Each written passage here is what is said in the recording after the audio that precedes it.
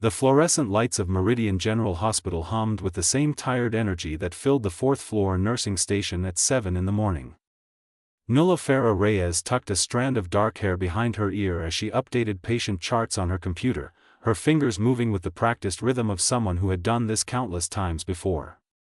Around her, the familiar sounds of a hospital waking up created a symphony she had learned to love over her 8 years in nursing.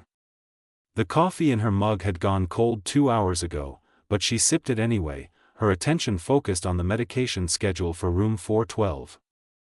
Mr. Patterson needed his blood pressure monitored every 4 hours, and she wanted to make sure the night shift had followed through properly. She was so absorbed in her work that she almost missed the sudden silence that fell over the nursing station. It was the kind of silence that preceded a storm, thick and charged with electricity. Nulafera looked up to find her colleagues frozen in place, their faces wearing expressions that ranged from mild terror to outright panic. Then she heard the voice. "This is absolutely unacceptable." The words cut through the air like shards of glass, sharp and cold. "I want to know who is responsible for this disaster, and I want to know now." Brendan Ashford stood at the entrance of the nursing station, holding a manila folder as if it personally offended him. He was everything the hospital rumors had described and more. Tall, with shoulders that seemed designed to carry the weight of corporate responsibility, he had the kind of presence that made rooms feel smaller just by entering them. His dark blonde hair was cut short and styled with precision, and his jaw could have been carved from granite. But it was his eyes that commanded attention, a pale blue that seemed capable of freezing anyone unfortunate enough to meet them directly. He was wearing a charcoal suit that probably cost more than Nulafera made in a month, and he carried himself with the certainty of a man who had never been told no in his life. "The documentation in this file is incomplete," he continued, his voice rising with each word. "The patient intake process was mishandled, and someone is going to answer for this incompetence." Nulafera watched as her colleagues shrank back, trying to make themselves invisible. Rosa Gutierrez, who had been a nurse for 32 years and had seen everything from natural disasters to hospital strikes, was suddenly very interested in organizing supplies that were already perfectly arranged. Thomas Chen, usually quick with a joke and a smile, had developed a fascination with the floor tiles. The silence stretched like a rubber band pulled too tight, waiting to snap. "Well?" Brendan demanded, scanning the room with those ice-chip eyes. "No one has anything to say? No one is going to take responsibility?"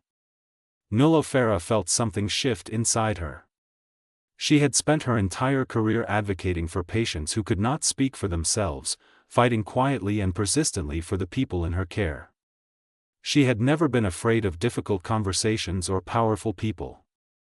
Her grandmother had raised her to believe that respect was earned through actions, not demanded through intimidation. She closed the laptop with a soft click that somehow managed to echo in the silent room. "The file you are holding is mine," she said, rising from her chair with deliberate calmness. "But before you continue, I would like to understand exactly what the problem is." Every eye in the room turned to her. Rosa looked like she might faint. Thomas made a small choking sound that he quickly disguised as a cough. Brendan Ashford stared at her as if she had sprouted a second head. His mouth opened, then closed, then opened again. It was clear that he had expected apologies and stammered excuses, not a direct question delivered with the composure of someone ordering their morning coffee. "Your file," he repeated slowly, as if testing the words for hidden traps. "Yes." Nulafera walked toward him without hurrying, her sneakers making soft sounds against the linoleum. "Nulafera Reyes. And I would appreciate it if you could tell me specifically what needs to be corrected so I can address it properly." Up close, she could see the details that distance had hidden. A small scar above his left eyebrow. The faint shadows under his eyes that suggested he slept about as well as most hospital staff, which was to say not well at all. The way his knuckles had gone white around the folder, betraying a tension that his face was working hard to hide.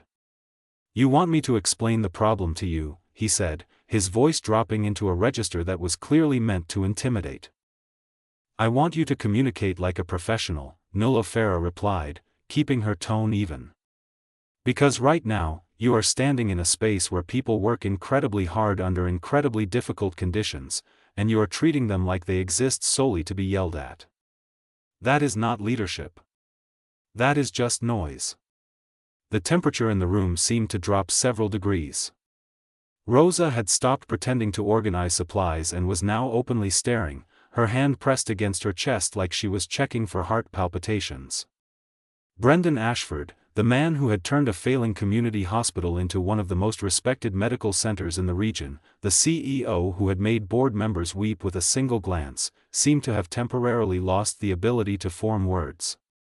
I know exactly who you are, Nulla Farah continued, her dark eyes meeting his pale ones without flinching. You are Brendan Ashford, and you have done remarkable things for this hospital. But your position does not give you permission to treat people without basic dignity. If there is an error in my work, show me what it is and I will fix it.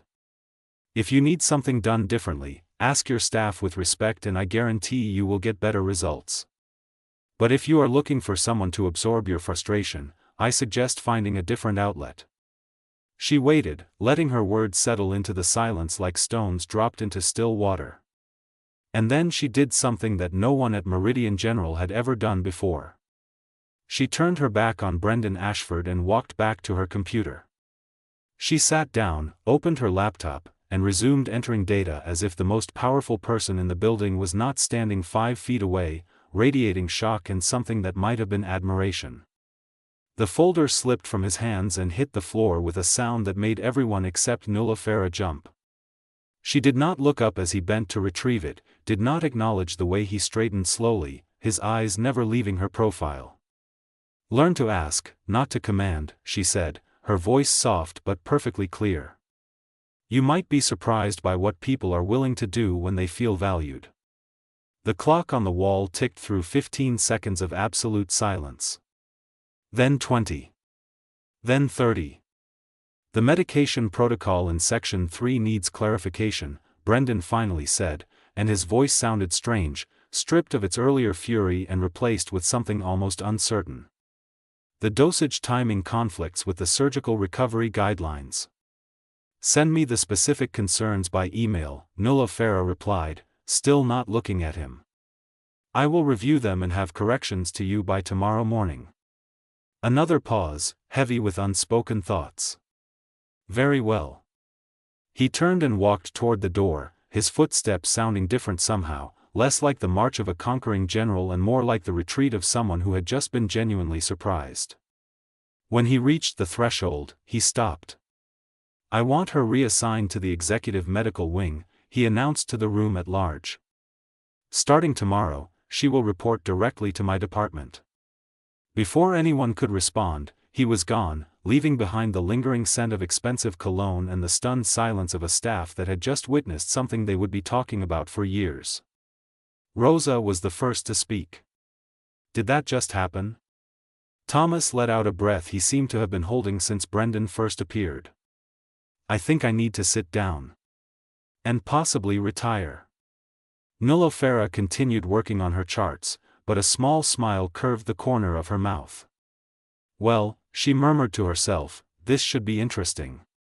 She had no idea how right she was.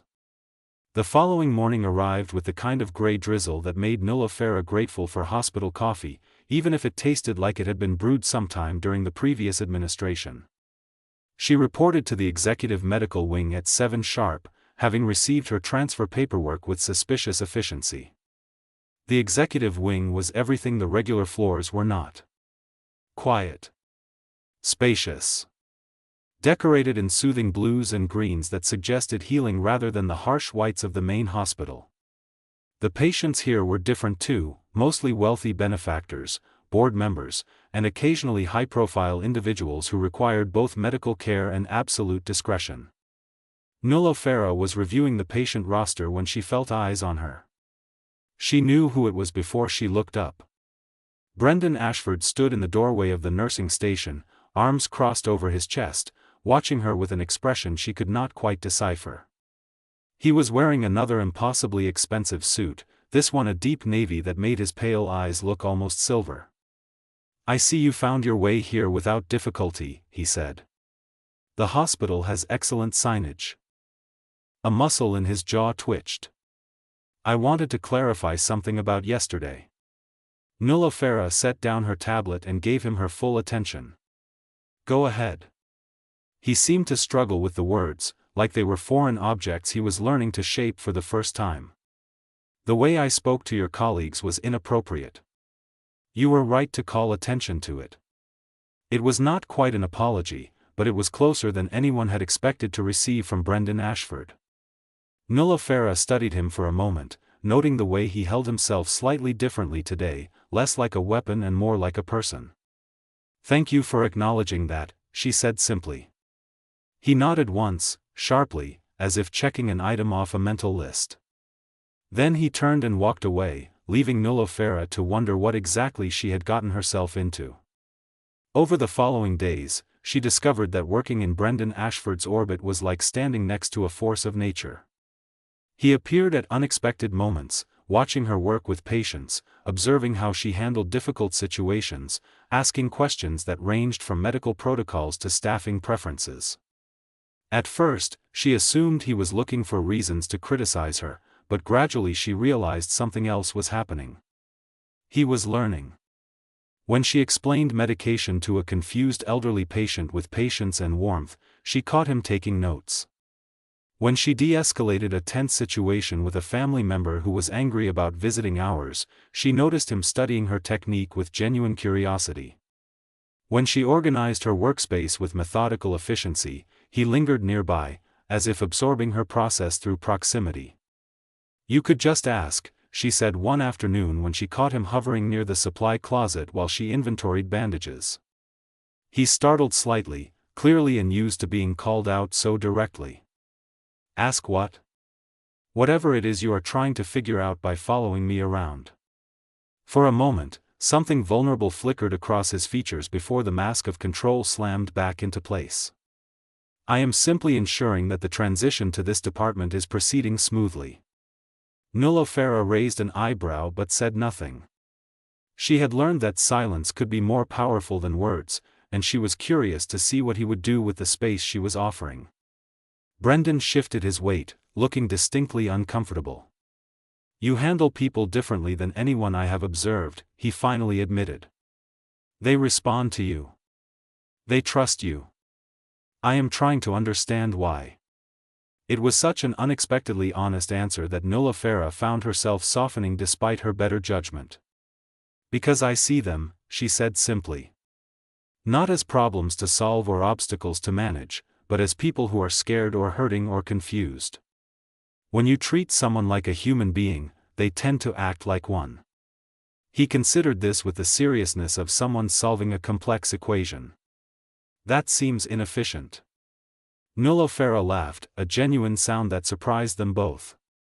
Efficient is not always effective, Mr. Ashford.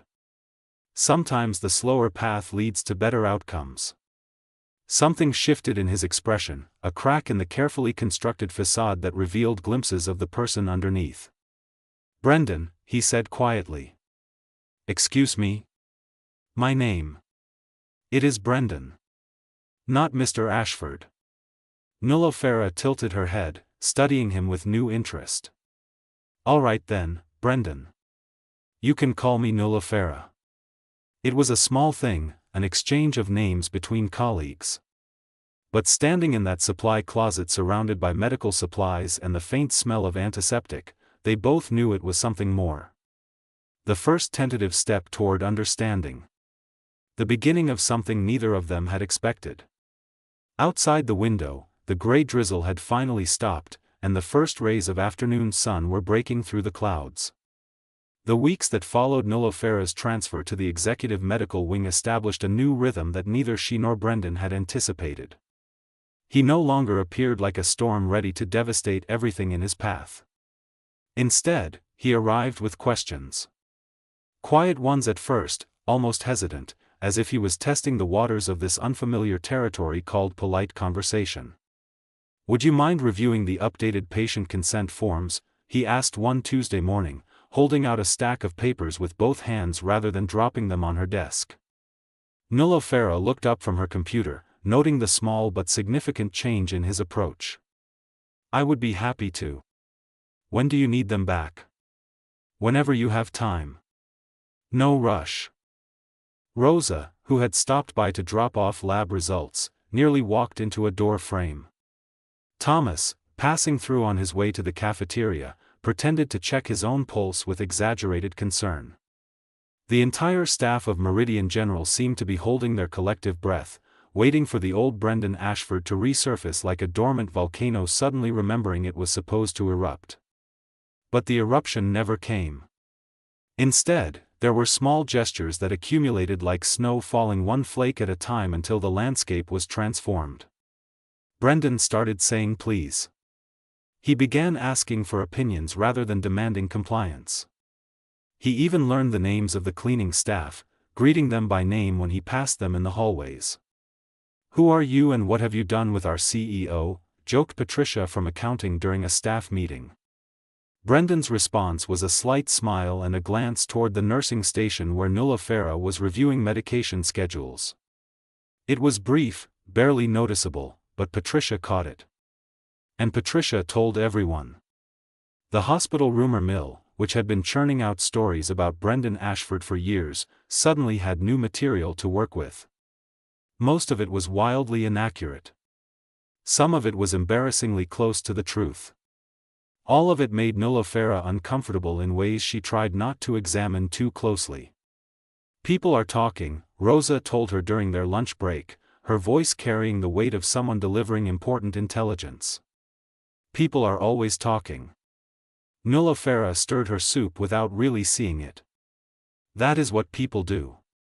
They are talking about you. And him. Together. We work in the same department. Of course we are together sometimes. Rosa gave her a look that suggested she was being deliberately obtuse. That is not the kind of together they mean, and you know it. Nulofera did know it.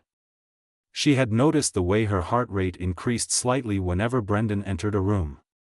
She had caught herself thinking about him during her drive home, wondering what he was doing, whether he was eating properly, if he ever relaxed. These were not thoughts appropriate for a professional relationship, and she pushed them away with the same determination she applied to everything else in her life. But determination had its limits. It was a Thursday evening when everything changed. Nulofera was finishing her shift, updating the final patient charts before handing off to the night staff. The hospital had settled into its nighttime quietude, that peaceful hour between the chaos of day shift and the emergencies that inevitably arrived after midnight. Then the lights went out. It happened all at once, like someone had simply switched off the sun. One moment the nursing station was bathed in fluorescent brightness, and the next there was nothing but darkness so complete that Nulofera could not see her own hand in front of her face. For a single heartbeat, silence reigned. Then the emergency alarms began their electronic screaming, and the hospital erupted into controlled chaos. Generator activation in progress, announced the automated system. Please remain calm. But calmness was a luxury that Nulofera could not afford. Her mind was already racing through the implications. The executive wing had several patients on life support. The cardiac monitors would switch to battery backup, but that would only last so long. And somewhere in this building, people who depended on machines to keep them alive were now in danger. Emergency protocols, she called out to the darkness, her voice cutting through the alarm noise. Everyone know their stations? Affirmative responses came from various points around her, the night staff already moving with trained efficiency. Emergency lights flickered on along the floor, casting an eerie blue glow that provided just enough visibility to navigate. Nulofera grabbed a flashlight from the emergency kit and headed toward the critical care section. She was halfway down the corridor when a familiar voice stopped her. Wait. Brendan emerged from the shadows near the administrative offices, his own flashlight beam crossing with hers to create a small circle of illumination. He was still in his suit from the day's meetings, though his tie had been loosened and his hair showed signs of having been worried by anxious fingers. The backup generator should activate within 3 minutes, he said, falling into step beside her. But we need to manually verify all life support systems. I know. I was heading to check on Mr. Williams in 508. His oxygen concentrator needs monitoring. Brendan nodded. I will take the third floor. Radio check every 10 minutes. It struck Nullifera then, in the midst of crisis, how much he had changed. The old Brendan Ashford would have barked orders and demanded updates. This version was asking, coordinating, treating her as a partner rather than a subordinate. Every 10 minutes, she agreed. Be careful up there. You too. They separated, moving in opposite directions through the darkened hospital.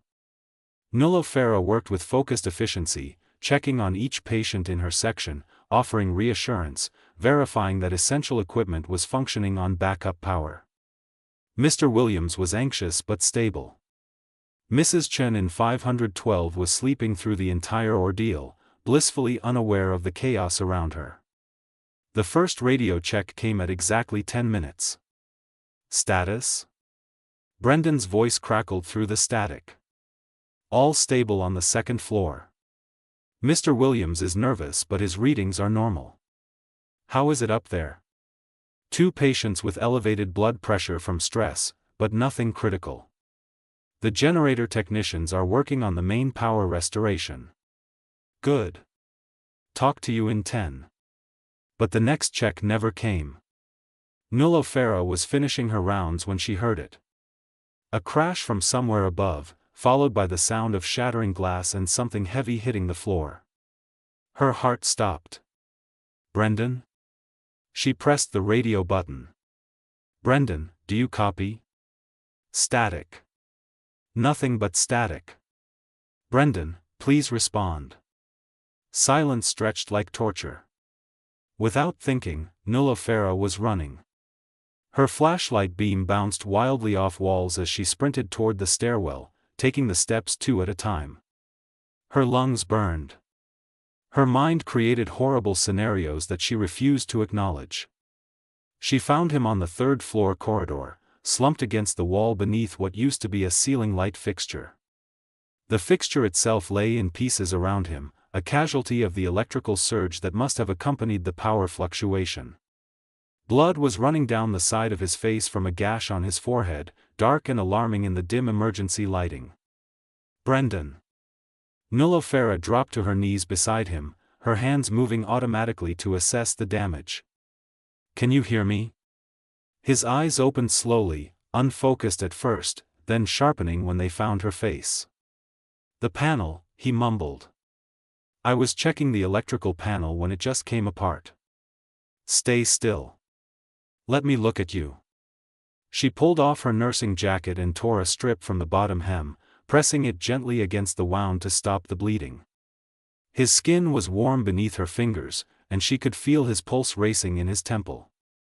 Is it bad? He asked, his voice rough. Head wounds always bleed dramatically. It looks worse than it is. She hoped she was right. We need to get you to the emergency room. No time.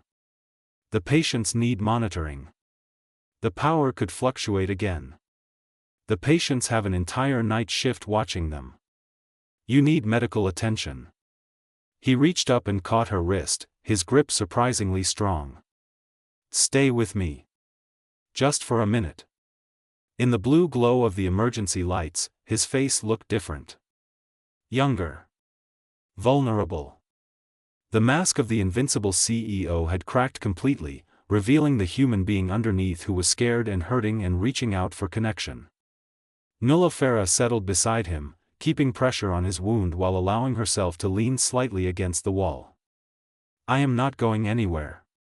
They sat in silence while the hospital breathed around them, machines humming on backup power, distant voices calling out status updates, the drama of the emergency continuing without them. In this small pocket of stillness, something shifted between them. I never learned how to be afraid, Brendan said quietly. My parents were surgeons. Both of them. They believed that emotion was weakness, that showing fear meant you were not capable of leadership. So I learned to hide everything. That sounds lonely. It was. It is. He turned his head slightly to look at her, wincing at the movement. Until you stood in that nursing station and told me that I was wrong. No one had ever done that before. No one had ever seen me as someone who could be wrong. Everyone can be wrong. That is part of being human. I know that now. His hand was still wrapped around her wrist, his thumb tracing small circles against her pulse point. You taught me that. The moment stretched between them, fragile and full of possibility. Nuala Farah was acutely aware of how close they were, of the warmth radiating from his body, of the way her heart was beating faster than the emergency situation warranted. Then the main lights flickered back on, flooding the corridor with harsh fluorescence. And simultaneously, a shower of sparks erupted from the damaged electrical panel, sending fragments of hot metal flying toward them. Brendan moved faster than she would have believed possible. One moment they were sitting against the wall, and the next he had wrapped his arms around her and pulled her against his chest, shielding her body with his own. She felt the impact of his back hitting the opposite wall, heard his sharp intake of breath as something struck his shoulder, smelled the mixture of his cologne and hospital antiseptic and something uniquely him. When the shower of sparks stopped, neither of them moved. Nuala Farah's face was pressed against his chest, and she could hear his heart pounding wildly beneath her ear. His arms were still around her, protective and warm, and she realized with sudden clarity that she did not want him to let go. Are you hurt? His voice was rough against the top of her head. She pulled back just enough to look up at him, and found his face inches from hers. She could see the individual strands of gold in his pale blue eyes, count the faint freckles scattered across his nose, feel his breath warm against her cheek. I am fine, she whispered. You protected me. Something electric passed between them, a charge that had nothing to do with the damaged panel and everything to do with the way they were looking at each other. Nuala Farah felt herself leaning closer, drawn by a gravity she could not resist. Mr. Ashford. A voice echoed down the corridor, accompanied by running footsteps. We heard there was an accident. Are you injured? The moment shattered like glass. Brendan released her as maintenance workers and medical staff rounded the corner, rushing toward them with concerned expressions and professional efficiency. In the chaos of examinations and explanations and emergency protocols, Nuala Farah stepped back, creating distance between herself and the man who had just held her like she was the most precious thing in the world. But when she glanced at him being helped onto a stretcher, his eyes found hers across the crowded corridor. There was a promise in that look. A question. A beginning. And despite everything, despite the complications and the professional boundaries and the 100 reasons why this was a terrible idea, Nuala Farah felt herself smile. The following weeks were simultaneously wonderful and torturous. Brendan's injury healed, leaving only a small scar near his temple that Nuala Farah found herself staring at during meetings. They fell into a new pattern of interaction, one charged with unspoken tension and lingering glances. He started appearing at the end of her shifts with excuses that grew increasingly flimsy. I wanted to discuss the new medication protocol, became, I thought you might want coffee, became simply, I was hoping to see you. She began looking forward to these moments with an intensity that frightened her. When he smiled, really smiled, not the polished professional expression but the genuine one that crinkled the corners of his eyes, she felt something warm bloom in her chest. They had dinner together in the hospital cafeteria, then in his office, then in a small restaurant 3 blocks away where no one from work would see them. The conversations ranged from the mundane to the profound, and Nuala Farah discovered that beneath the corporate exterior was a man who loved classic literature, made terrible jokes about medical terminology, and had once dreamed of being a pianist before his parents guided him toward more practical pursuits. You gave up music for medicine, she asked one evening over plates of pasta that neither of them was really eating. I gave up a lot of things for medicine. His voice was thoughtful. Most of them I do not miss. But sometimes I hear a piano and I wonder what my life would have been like if I had chosen differently. It is not too late to learn again. He looked at her with an expression that made her breath catch. I am learning a lot of things again lately.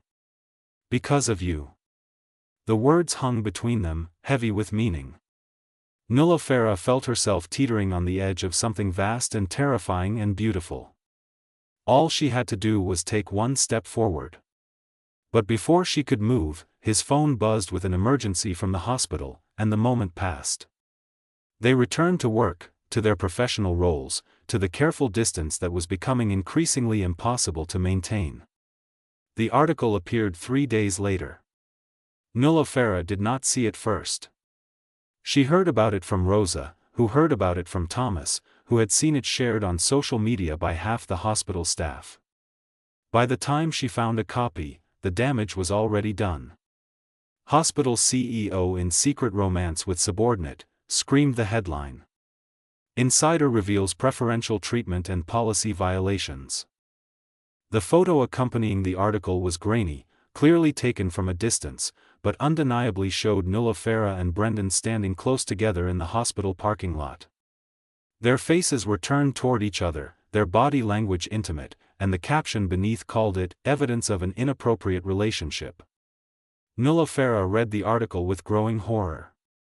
Anonymous sources claimed she had received special treatment since her transfer to the executive wing. Her professional qualifications were questioned.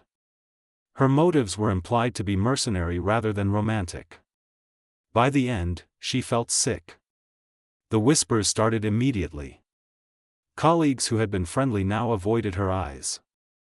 Conversations stopped when she entered rooms. Someone had taped a copy of the article to her locker, highlighted with a yellow marker that made the accusations glow like radioactive waste. She lasted 3 days before she broke. Brendan found her in his office, having requested the meeting through official channels rather than their usual informal approaches. She stood on the opposite side of his desk, keeping the massive piece of furniture between them like a barricade. "We need to stop this," she said, and her voice sounded strange to her own ears. Flat. Empty. "Whatever this is between us, it has to end." Brendan went very still. "Nuala. Everyone thinks I am using you. They think I slept my way into a better position. They think I am a gold digger chasing your money and your power." The words came out faster than she intended, propelled by days of accumulated hurt. "My reputation is destroyed. My professional credibility is gone. Everything I have worked for over 8 years is now overshadowed by suspicions about my relationship with you. The article was written by vultures looking for scandal. No one with any intelligence believes it. Everyone believes it." Her voice cracked. "You should hear what they say when they think I am not listening. You should see the way they look at me." Brendan came around the desk, moving toward her with an expression of such genuine distress that it almost broke her resolve. "We will fix this. I will issue a statement. I will fire whoever leaked information to that reporter. I will make sure everyone knows that you earned your position through merit and skill. You cannot protect me by giving orders." The words echoed between them, a callback to their very first conversation. "That is not how this works." "Then tell me how it works." He stopped an arm's length away, close enough to touch but maintaining the distance she had created. "Tell me what to do and I will do it. Tell me how to make this right. You cannot make this right because you are the problem." The admission hurt more than she expected. "Not you as a person, but you as my supervisor. As long as we are in each other's lives, people will question whether my success is my own." "So you want to leave? Transfer to another department? Another hospital?"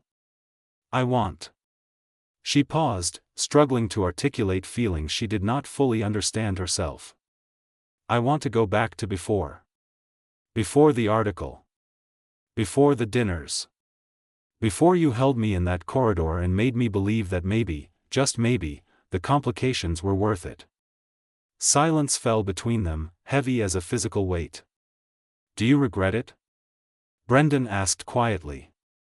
"What happened between us?" Nuala closed her eyes, remembering the warmth of his arms around her, the sound of his heartbeat against her ear, the way he looked at her like she was a miracle he did not deserve. That is not the point. It is exactly the point. He took one step closer, and she could feel the heat radiating from his body, the magnetic pull that she had been fighting since the day she first challenged him in the nursing station. Do you regret it? I cannot regret something that never really began. Then let it begin. His voice was urgent now, stripped of all the careful control he usually wore like armor. Let me show you that I have changed. Let me prove that I know how to ask instead of command, how to love instead of possess, how to be the man you deserve rather than the one I was trained to be. Nulofera opened her eyes and looked at him. Really looked. She saw the vulnerability beneath the confidence, the hope beneath the fear, the heart that was offering itself to her without reservation or protection. And she walked away. The door closed behind her with a soft click that felt like an ending. Behind her, she left a man standing alone in an office full of success and empty of everything that mattered. Nulofera threw herself into her work with an intensity that worried her colleagues. She arrived early, stayed late, and volunteered for every difficult shift that came available. Sleep became a distant memory, replaced by endless hours of patient care that kept her mind occupied and her heart carefully numb. She avoided Brendan with ruthless efficiency. When his name appeared on meeting schedules, she found reasons to be elsewhere.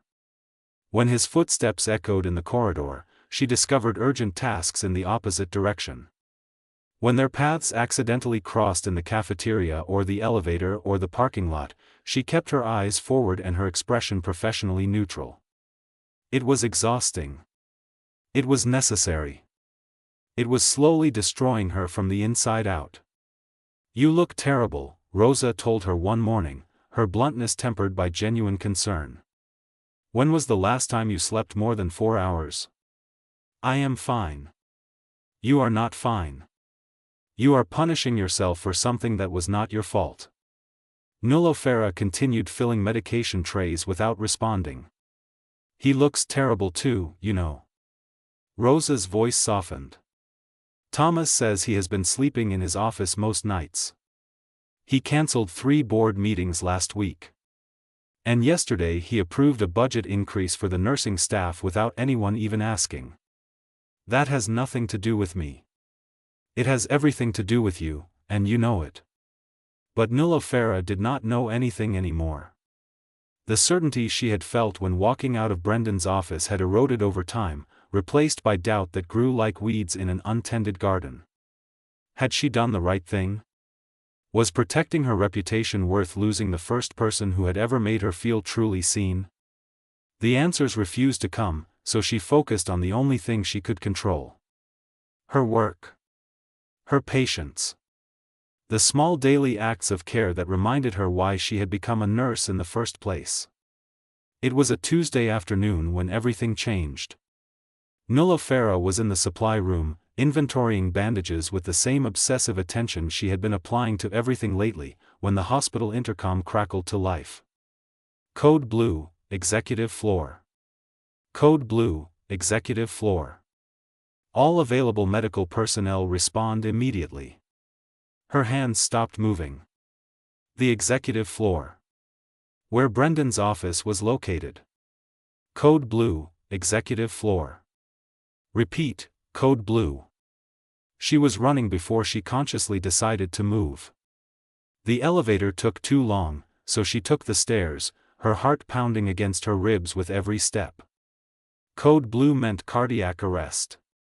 Code Blue meant someone was dying. Code Blue on the executive floor could mean anything, could mean anyone, could mean him. Please. The word became a rhythm in her mind. Please, please, please. She burst onto the executive floor to find controlled chaos. Medical staff surrounded a figure on the floor near the administrative offices. Someone was doing chest compressions. Someone else was preparing a defibrillator. Voices called out vital statistics in the calm, professional tones that masked the life-or-death urgency of the situation.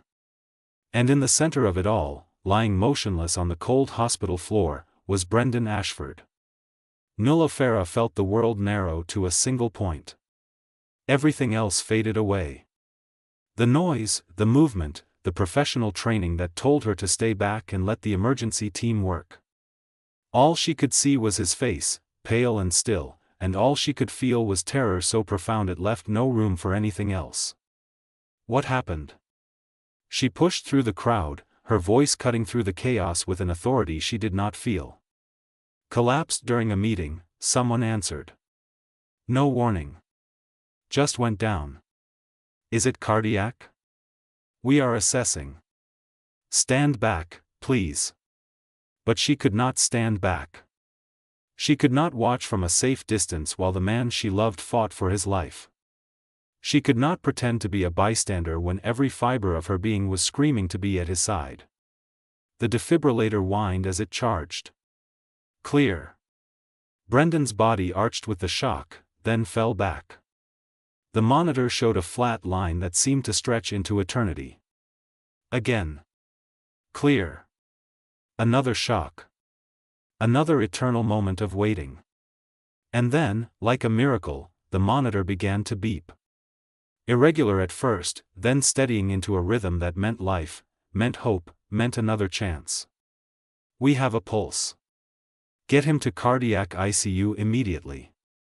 The next hours blurred together in a haze of waiting and praying and bargaining with whatever powers might be listening. Nuala Farah sat in the ICU waiting room, still in her nursing scrubs, refusing all offers of food or water or comfort. Rosa stayed with her for the first hour, then Thomas, then a rotation of colleagues who seemed to understand that she needed company even if she could not speak. When the cardiologist finally emerged, Nuala Farah was on her feet before he finished opening the door. How is he? Is he going to be okay? What happened? Dr. Martinez, a kind-faced man who had been at Meridian General for 20 years, held up a calming hand. He is stable. It was not a heart attack, technically speaking. It was what we call stress cardiomyopathy. Also known as broken heart syndrome. Broken heart syndrome? The word seemed absurd, like something from a soap opera rather than a medical diagnosis. It is a real condition. Extreme emotional stress can cause the heart to temporarily weaken and malfunction, mimicking the symptoms of a heart attack. In Mr. Ashford's case, it appears that prolonged stress combined with lack of sleep and poor nutrition created the perfect conditions for an episode. Nuala Farah thought of Rosa's words about Brendan sleeping in his office, cancelling meetings, looking terrible. She thought of her own sleepless nights and the empty feeling in her chest that never quite went away. Can I see him? Dr. Martinez hesitated. He is asking for you, specifically. But I need to warn you, he is still very weak. Do not upset him.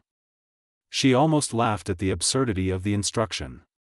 Everything she had done for the past 3 weeks had been to avoid upsetting him, and it had nearly killed them both. The cardiac ICU room was dim and quiet, filled with the soft sounds of machines monitoring vital signs. Brendan lay in the hospital bed, looking smaller somehow, diminished without his expensive suits and confident posture. There were dark circles under his eyes and a pallor to his skin that made her heart clench painfully.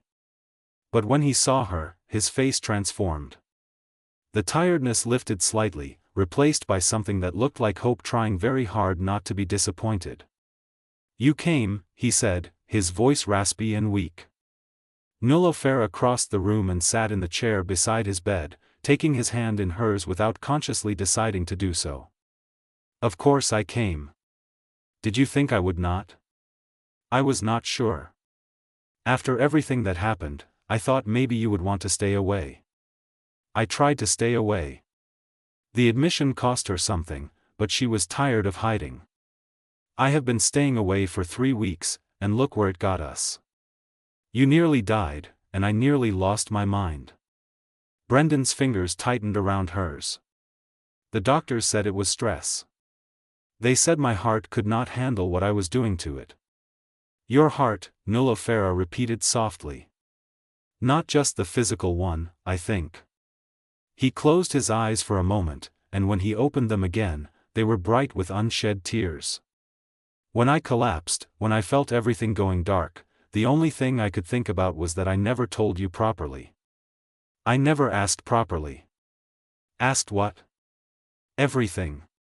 He shifted slightly, wincing at the movement. I was trained to demand and command and control. But you taught me something different. You showed me that real strength comes from vulnerability, that true leadership means service rather than domination, that love is not about possession but about choice. Nulafera felt tears pricking at her own eyes. Brendan. So I am asking now. Not demanding, not commanding, just asking. He lifted their joined hands and pressed them against his chest, where she could feel his heart beating steadily beneath her palm. Please give me another chance. Please let me show you that I have learned. Please let me love you the way you deserve to be loved. The tears spilled over now, tracking warm paths down her cheeks. The gossip will not stop. People will still talk. My reputation might never fully recover. I know. It will be complicated and difficult and sometimes painful. I know. And you cannot protect me from everything, no matter how much you want to. I know. He smiled, a small and fragile expression that held all the hope in the world. But I can stand beside you while we face it together. If you will let me. Nulafera looked at him. At the man who had terrified the entire hospital with his temper and his perfectionism and his impossible standards. At the man who had learned to say please and thank you and I was wrong. At the man who had literally given his heart trying to become worthy of someone who had never asked him to be anything other than himself. Yes, she whispered. Yes? Yes, I will let you. Yes, I want to try. Yes, I love you, you ridiculous, impossible, beautiful man. The smile that broke across his face was like sunrise after the longest night. He tugged gently on her hand, pulling her closer, and she went willingly, leaning down to press her forehead against his. I love you too, he breathed against her lips. I have loved you since you called my behavior a spectacle and told me to find a gym. Nulafera laughed through her tears. That was not exactly a romantic moment. It was the most romantic moment of my life. Because it was real.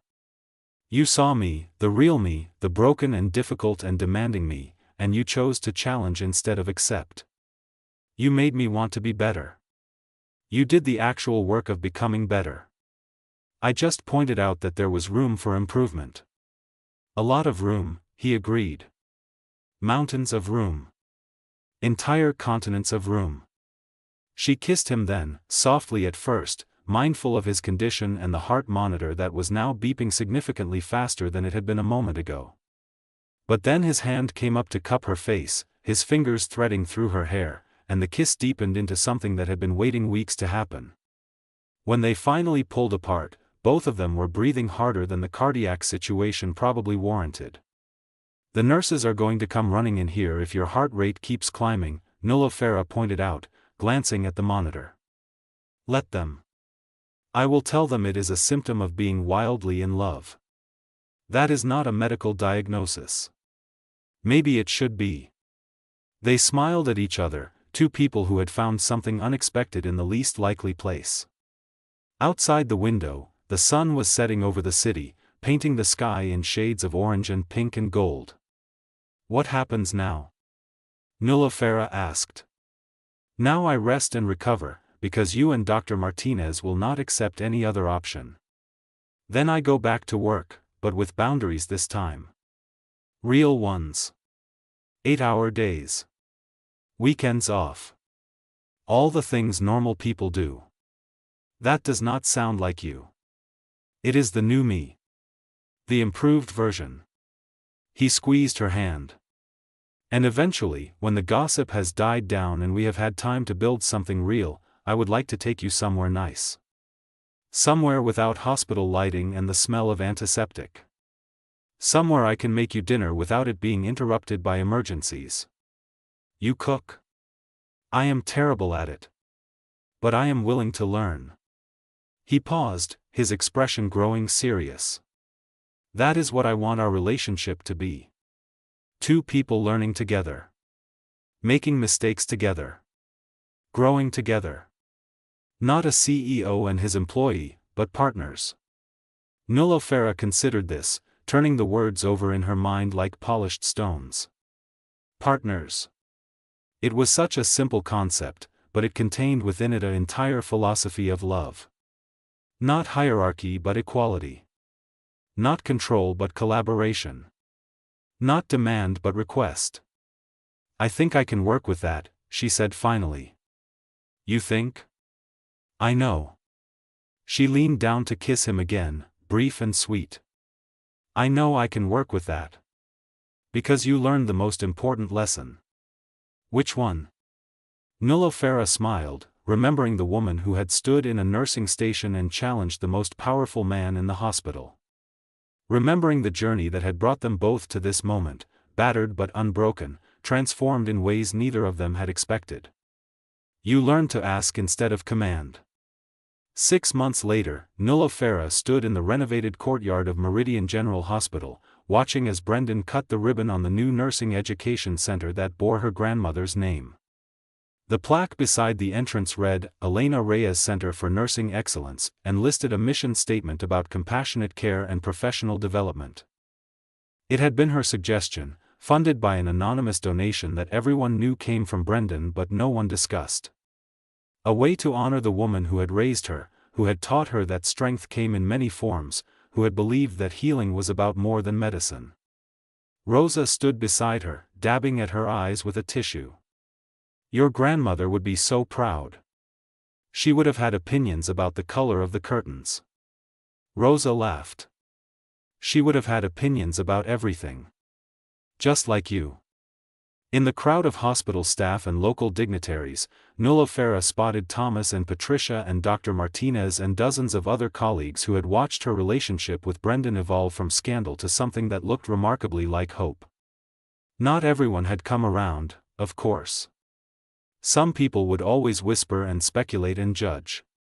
But the voices of support had grown louder over time, drowning out the critics with their simple conviction that two people deserved happiness regardless of how they found it. Brendan finished his speech and stepped away from the podium, scanning the crowd until his eyes found hers. The smile that broke across his face was the same one she had seen in the cardiac ICU 6 months ago, full of wonder and gratitude and love. He made his way toward her, stopping every few steps to shake hands and accept congratulations, but his attention never wavered from where she stood. When he finally reached her side, he slipped his hand into hers with the ease of long practice. How was my speech? He asked. You said please 4 times and thank you 7 times. I was counting. That is progress. Significant progress.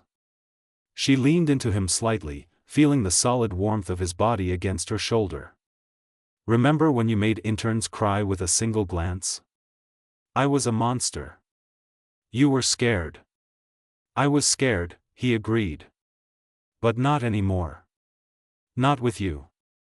They stood together as the crowd began to disperse, watching the doors of the new center open for the first time. Young nursing students filed in, their faces bright with possibility, their futures stretching ahead of them like uncharted territories waiting to be explored. We should go, Nuala Farah said eventually. The dinner reservation is in an hour, and you know how you feel about being late. The new me does not care about being late. The new you got upset yesterday when your coffee order was 60 seconds behind schedule. That was different. That was coffee. She laughed, and he laughed with her, and the sound carried across the courtyard like a promise. They walked toward the parking lot hand in hand, leaving behind the hospital that had brought them together and stepping into a future that neither of them had planned but both of them wanted. Brendan, she said as they reached his car. Yes? Thank you. For the center. For everything. He opened her door with a small flourish, a gesture that had become their private joke. You never have to thank me. Everything good in my life starts with you. Nuala Farah slid into the passenger seat, watching through the window as he walked around to the driver's side. The setting sun caught his hair, turning it golden, and she thought about how different he looked from the man who had stormed into the nursing station all those months ago. Not softer, exactly, but more complete. Like a sculpture that had finally been finished. He started the car and pulled out of the parking lot, reaching over to take her hand as they merged onto the main road. The city stretched around them, full of people living their complicated lives, making their complicated choices, falling in love in complicated ways. "I have been thinking," Brendan said after a moment. "Dangerous activity. I want to move out of the penthouse. Get something smaller. Something that feels like a home instead of a display case." Nuala Farah turned to look at him. "What brought this on? You. Us. The future." He glanced at her, then back at the road. "I spent so many years collecting things that were supposed to prove I had succeeded. The apartment, the car, the corner office with the view. But none of it meant anything until you walked in and told me I was doing everything wrong. I did not say everything. You implied it. And you were right." He squeezed her hand. "I do not want to live in a museum anymore. I want to live somewhere that has your books on the shelves and your grandmother's recipes in the kitchen and room for a piano that I am probably too old to learn properly." Nuala Farah felt tears threatening again, but these were different from the ones she had cried in the ICU. These were happy tears, grateful tears, the kind that came when life exceeded your most optimistic expectations. "Are you asking me to move in with you? I am asking if you would consider, at some point in the future, when you feel ready, maybe possibly thinking about the option of perhaps living in the same space as me." He paused. Was that too many qualifiers? Just the right amount, actually. "So is that a yes?" Nuala Farah leaned over and kissed his cheek, breathing in the familiar scent of his cologne and the underlying warmth that was purely him. "That is a definitely, absolutely, without question yes." The car filled with their shared laughter as they drove into the sunset, two people who had found love in the last place they expected, built on a foundation of challenges and changes and the revolutionary simple idea that the strongest leaders are those who know how to ask. Behind them, the lights of Meridian General Hospital glowed against the darkening sky, a beacon of healing and hope. And somewhere inside, a nursing student looked at the plaque bearing Elena Reyes's name and wondered what kind of compassion and courage it took to transform not just patients, but people. She would find out. They all would. Because that was the legacy that Nuala Farah and Brendan had created together. Not a fairy tale of perfection, but something better. A love story written in the language of please and thank you, of asking instead of demanding, of growing together rather than apart. A story that proved the most powerful words are not commands at all. They are invitations.